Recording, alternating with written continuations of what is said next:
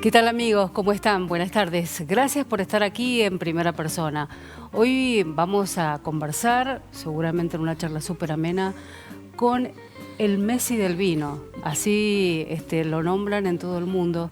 Y dentro de poco, en noviembre, puede llegar a ser considerado uno de los enólogos más influyentes del mundo, el más importante. Estoy hablando de Alejandro Vigil, ingeniero agrónomo, tiene varias maestrías en riego, drenaje, completó sus estudios en vitivinicultura y enología, es enólogo jefe de la bodega Catena Zapata, pero además el universo Vigil, tan inmenso, con no solo con sus vinos, sino también restaurantes y todo lo que ofrece, siempre desde una mirada sustentable. Un placer tenerte, Alejandro. Un gusto para mí. Siempre me encanta poder desarrollar los temas referidos a Mendoza, así que muchísimas gracias por la invitación. Bueno, hay mucho para charlar. Lo primero es que en noviembre puedes llegar a ser elegido uno o el enólogo más importante del mundo. Creo que lo importante es la visibilidad de Argentina vitivinícola, de Mendoza en sí, y que es donde tenemos que enfocar, ya que estemos nominados como provincia. Yo lo veo como un avance importante y como una situación donde tenemos que aprovechar para seguir visibilizando el vino argentino. Claro. Tus vinos, el enemigo y otros, bueno, han ganado 16 veces 100 puntos Parker. ¿Qué significa eso, ser tan reconocido? Cuando te proyectás o te propones generar un vino, ¿pensás en algo específicamente? Yo vuelvo a lo que te decía con respecto a la nominación. Creo que tenemos que entender que donde está puesta la luz es en la Argentina vitivinícola. Cada uno de estos logros, entre comillas, o posibilidades que nos da el mundo del vino, lo que nos puede y lo que nos permite es visibilizar nuestra Mendoza, o nuestra Argentina, y demostrar que nosotros podemos competir a nivel mundial en todas las cosas, incluido el vino. Yo llamo un equipo, un seleccionado argentino de viticultores, de empresarios dedicados a la viticultura, a la enogastronomía, que realmente es a nivel mundial, y esto lo único que hace es decirnos si van por buen camino. Y realmente los vinos argentinos ya están a un nivel elevado de competencia. ¿Realmente estamos en condiciones de competir al máximo nivel? Te diría que en lo que llamamos el ABC1, por supuesto que sí, ya estamos, ya nos comparan y ya nos tienen en cuenta. Yo siempre cuento rápidamente, ¿no? Hace 25 años viajo por primera vez, una de las primeras veces a Napa, y cuando hablé de Mendoza me decían, bueno, la capital es Río de Janeiro, ¿cómo hacen vinos en la selva? ¿No? Era como tener que explicar de cero, y hoy vas y te hablan de las regiones de Mendoza, las regiones de Argentina. Te hablan de Cafayate, te hablan de Valle de Uco, te hablan de Tupungato. Creo que en estos 25 años hemos acortado muchísimo camino y eso te incentiva a intentar seguir creciendo desde ese aspecto. Aparte, esto moviliza no solamente al vino. En el momento que una persona en Estados Unidos compra una botella, porque aparte es uno de los pocos productos que dice Mendoza, dice Valle de Uco, dice Salta, es muy fuerte en cualquier lugar del mundo, es una góndola, tenemos un afiche permanente que dice de dónde viene y quién es, la gente le llama la atención y ahí tenemos una posibilidad de traer turismo y todo lo que significa ese movimiento, ¿no? Cuando te presentaba en el comienzo del programa, bueno, daba tus títulos universitarios, pero también leía que trabajaste pelando ajo, fuiste changarín, sí. vendiste café en la calle.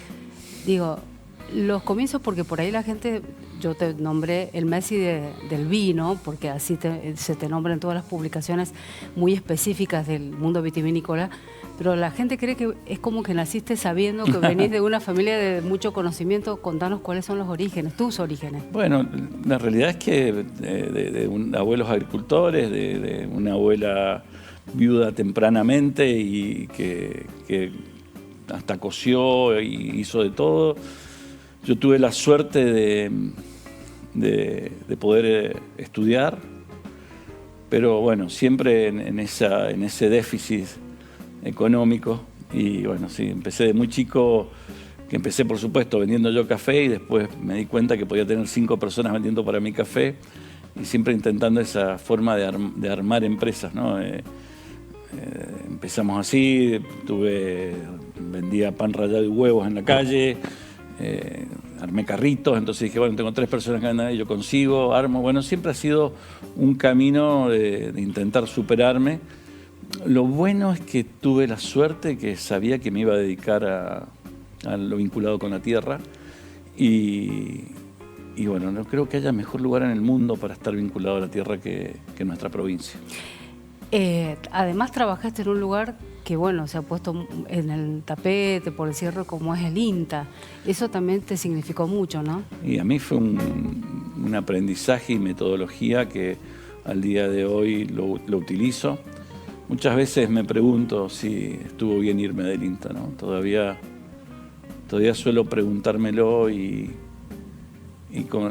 no un tema melancólico. Creo que teníamos una posibilidad y tenemos una posibilidad de un cambio real a través de la ciencia. De hecho, cuando paso a la actividad privada, paso con el concepto de armar un instituto de investigación, que hoy es muy importante dentro de Catena Zapata, muy importante a nivel mundial, donde hacemos publicaciones internacionales, pero me queda este aspecto donde habíamos formado un grupo de ingenieros agrónomos súper especializados y con un concepto que siempre me queda esa duda. El INTA, sin lugar a duda, ha sido un empuje para la producción de Argentina y tenemos que mirarlo desde ese punto de vista. ¿Y qué sentiste en estos últimos tiempos cuando el gobierno, bueno, quería cerrarlo? Después, gracias al Congreso eso no se logró, pero... Lo hemos discutido mucho con compañeros del INTA, ex compañeros del INTA, donde creo que siempre todo tiene que haber una reestructuración y tiene que haber una mirada sobre los procesos. Digo, los planes estratégicos se tienen que revisar todos los años, no se pueden dejar solos. Los planes de trabajo se tienen que... Digo, yo no creo que no tengamos que tocarlo, lo que sí creo que tenemos que tener tenemos que entender primero lo que ha generado el INTA, desde semillas de soja hasta sistemas de cultivo que se utilizan en todo el mundo. Entonces, ahí es donde nosotros tenemos que mirar y cómo eso puede repercutir realmente en la producción nacional.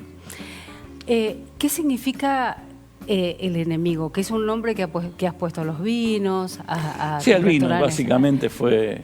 ¿Por qué enemigo? ¿Hay enemigos internos? ¿Por qué esa palabra? No, solamente tiene que ver con eso. Yo creo que el problema es que en algún momento dado de la vida dejamos de mirar las cosas desde esa inocencia infantil, ¿no? Entonces, yo siempre pongo el ejemplo. Cuando eras chico, lo que te importaba era llegar arriba de la rama del árbol.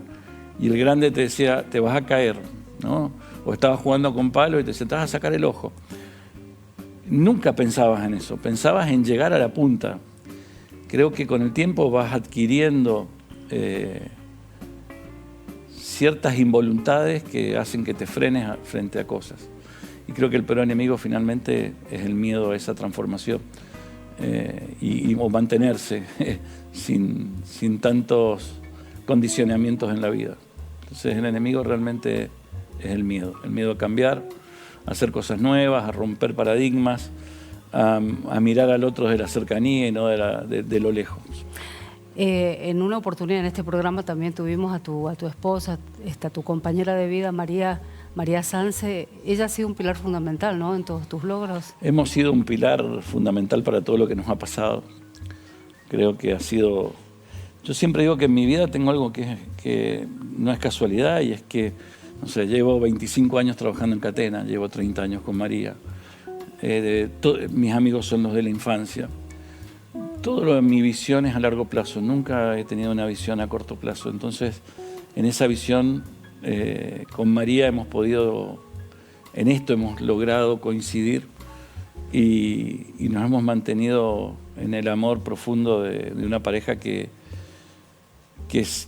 siente que el otro es mucho mejor que uno mismo. Entonces, y que con esa persona somos mucho mejores.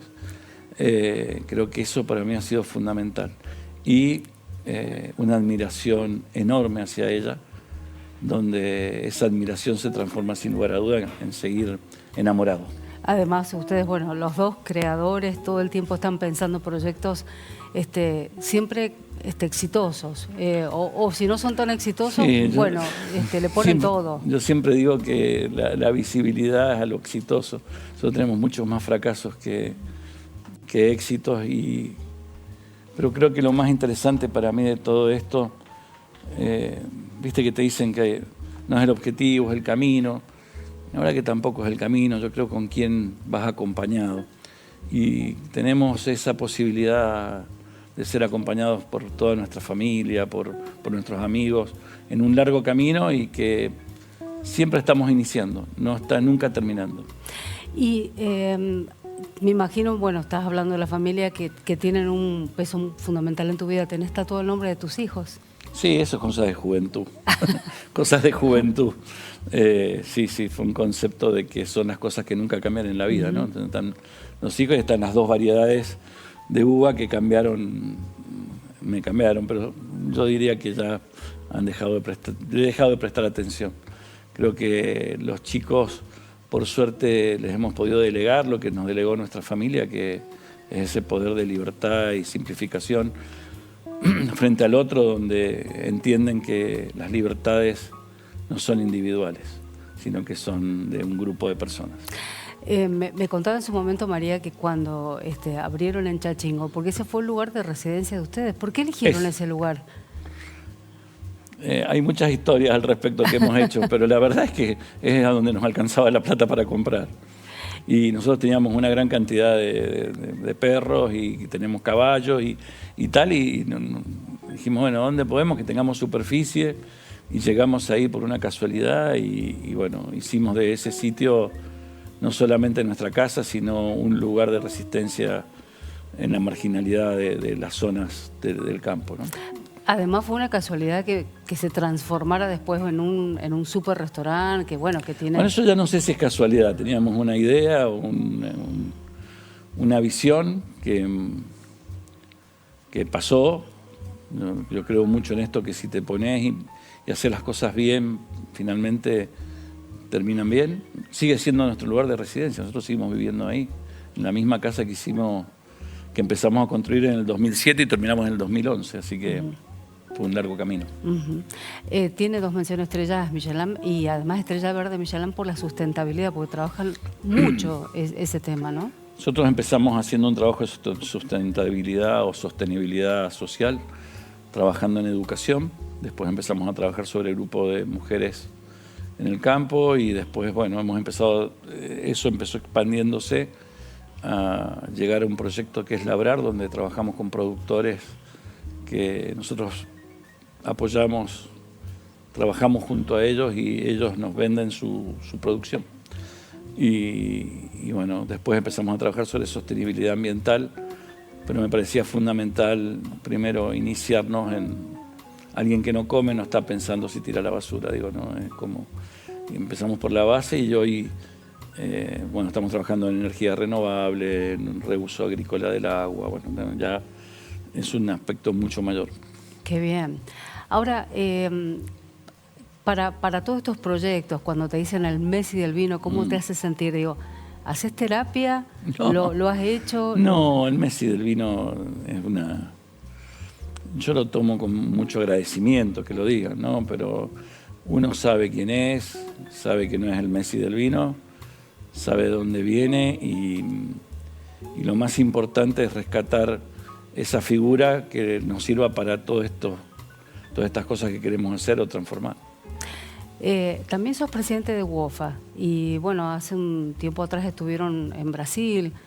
Tenemos que seguir pensando en Brasil, ¿no? Tenemos que seguir pensando en los mercados cercanos. Sin lugar a duda, con los problemas que hoy tenemos en la logística y que fueron bastante transparentes para darse cuenta del problema de logística que tenemos en los periodos como la pandemia.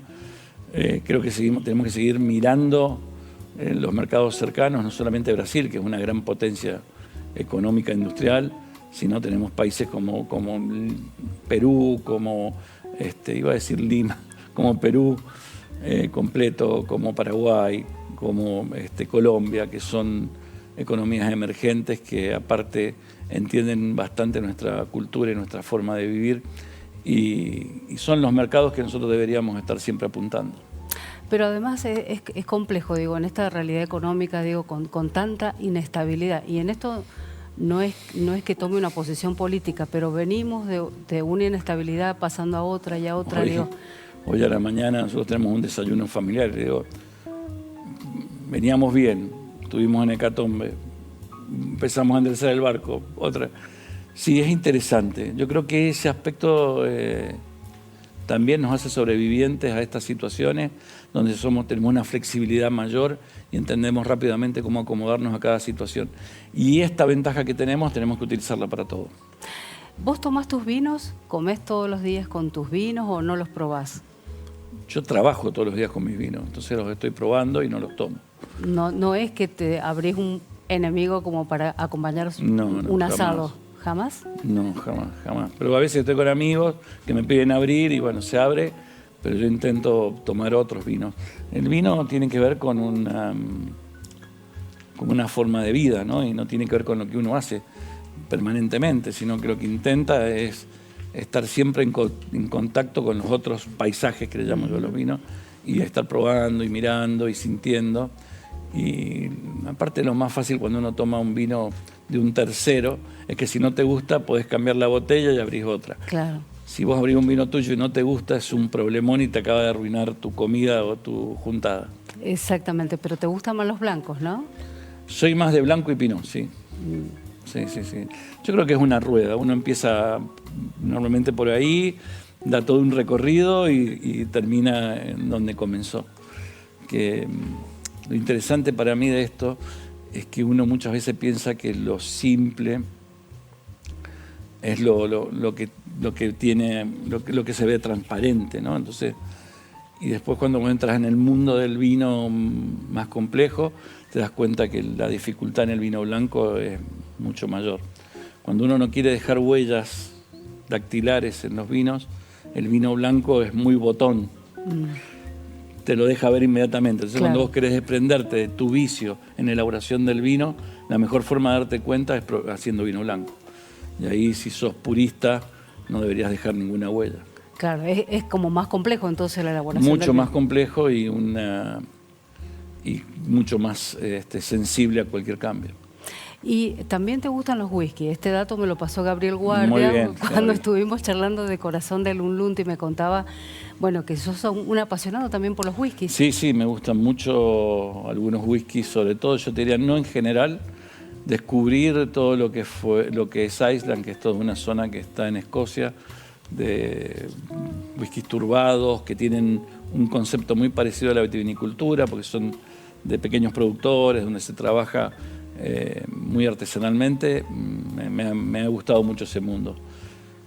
Pero bueno, como todo, yo creo que lo más importante es entender a ser moderado en las cosas, ¿no? ¿Y estás elaborando whisky? Estamos elaborando algunos whiskies, sí. Bien, sí. Y este proyecto Corazón del Unlunta, donde también, bueno, Gabriel hace su acheto, ¿cómo lo vas llevando? No, a mí me encanta. Primero que encontré ahí a una persona con un talento muy especial. Gabriel es una persona que tiende siempre a mejorar, nunca se queda, no se frena. Un gran elaborador de aceite de oliva que hace 10 años viene elaborando acheto y me introdujo en el mundo que es también súper apasionante y que aparte le gusta el whisky. Tiene un amigo ex profesor del Balseiro, sí, Madoc, la marca, y bueno, con él empezamos a mirar este mundo del whisky. Bueno, te decía, volviendo a Messi, pobre, que lo nombramos a cada rato, pero tenemos los número uno de muchos temas. Vos el número uno del vino, Gabriel del aceite, del acheto. Y son reconocidos internacionalmente, pero me da la sensación de que no tienen el reconocimiento nacional o el apoyo nacional que se necesitase para que los proyectos puedan andar mejor o sí, no. Yo creo que también coyunturalmente siempre nos está jugando el país un punto que nos complica muchísimo que nos ocupemos de los temas importantes y no estamos en los urgentes, así que es entendible. De todos modos, yo la verdad que me siento muy reconocido por la gente y yo soy súper agradecido. Como en todas las cosas, ¿no? Como la gente no te conoce profundamente o te conoce muy poco, siempre tenés los detractores, pero solo donde, yo siempre digo, donde hay una crítica, hay una posible mejora. Te preguntaba hace un rato, bueno, porque me decías que estás pensando proyectos, lo hacías cuando eras chico y vendías café y estabas pensando en otros que te vendiesen café, entonces me imagino que tu cabeza no para. Digo, ¿en algún momento haces algo desde lo interno, digo, terapia o alguna otra No, yo disciplina? en forma permanente hago otras cosas, digo, una terapia hermosa en la juntada con amigos. Pero creo que tengo espacios y situaciones que nunca he dejado. La lectura me parece que ha sido fundamental en mi vida y es un punto de quiebre. Yo, como escritor frustrado, me dedico a leer y ahí es donde puedo también encontrar vínculos con las situaciones que te pasan en la vida, ¿no? De todas maneras llevas 3 libros, ¿no? Sí. Pero bueno, no, pero yo soy más de cuentos, más, no tan técnico, soy más de... No me gusta tanto la novela, pero lo que son cuentos me encantaría empezar a trabajar. ¿Y tenés algo más. Escrito? Sí, tengo mucho escrito. Sí, ¿Y no te animas a publicar? Yo creo que necesito también estudiar. Yo no creo en el... No creo en... Creo que puedes tener un gran talento, pero tenés que encauzarlo dentro de una formación. Así que en algún momento intentaré ponerme a estudiar sobre el tema. ¿Tenés algún escritor favorito? Y Cortázar sería lo más... Pero después tenemos muchos internacionales. Lo que pasa es que tuve la suerte de tener una madre súper lectora, una madre 2, que era la esposa de mi papá, súper lectora, que de chiquito o me leían o yo leía para todos, en las dos casas, digamos, y eso ha sido un incentivo permanente. Yo cuando veo a mi hijo Juan Cruz leyendo dos mundos totalmente distintos para sacar una conclusión donde él está, me parece que dijimos, con María nos miramos, estamos contentos, ¿no? Pero la lectura como punto fundamental, te diría que mi sueño sería una pequeña casa, una pequeña biblioteca en una pequeña casa. Qué maravilloso. Y además, bueno, si me decís Cortázar, me imagino que te gustan otros latinoamericanos. Bueno, todo el boom latinoamericano creo que ha marcado la generación que nació en el 60, en mi caso en el 70, y tenemos mucho de ello, pero como me gusta Cortázar, también me puedo ir al otro lado de la penumbra oscuras de Borges, o mismo Sábato, que siempre te dejaba una luz encendida en esos libros. Estamos hablando de esta literatura que ya prácticamente no leemos, ¿no? Ahora estamos más con lo actual, sobre todo estamos pasando un periodo de autoras latinoamericanas y sobre todo argentinas, que es increíble. Pero digo, como va a ser Cortázar, claro, podría ser Cronopios y Fama un buen aspecto para entender Argentina. Pero está bueno que los chicos vuelvan a esos libros, ¿no? Sí, por supuesto, sí. Yo creo que ahí hay mucho todavía para entender que la lectura no pasa el tiempo. No pasa de moda. ¿Y qué te pasa con esto de... Bueno, vos tenés chicos que ya son adolescentes, pero son grandes. Con esto de las redes, de la inmediatez, la inteligencia artificial, sos un ávido lector y escritor además. Sí, yo, a ver, es una cosa que intento entender profundamente, ¿no? Creo que la inteligencia artificial trae una transformación social que todavía no es escalable. Y aparte nos llega justo posterior a una pandemia que todavía no tenemos una idea real de este año encerrados, lo que va a pasar socialmente. Y llega esto que nos encierra un poco más, ¿no? Así que creo que es un gran trabajo para los sociólogos hacia dónde vamos como sociedad global, ¿no? Una transformación muy profunda, más profunda que la del celular. Totalmente. Te escuchaba en una entrevista, bueno, que hablabas del terroir, siempre trabajás la tierra, y te preguntaban algo del tema de la elaboración del vino, vos decías, siempre tiene que ver con la mano de obra, con el ser humano. Y uno escucha a gente que pondera mucho la inteligencia artificial y que viene a reemplazar muchas tareas del ser humano. Digo, ¿cómo compatibilizar eso? No, yo creo que va a ser una gran herramienta en el momento que sepamos utilizarla. Pero ayer yo estaba con una persona que invierte fuertemente en inteligencia artificial, donde tiene varias empresas y varios emprendimientos, y entonces me dice, sería muy bueno meter en las bases de datos todos los blends, los cortes, los análisis, que haga un análisis y te saque el mejor vino.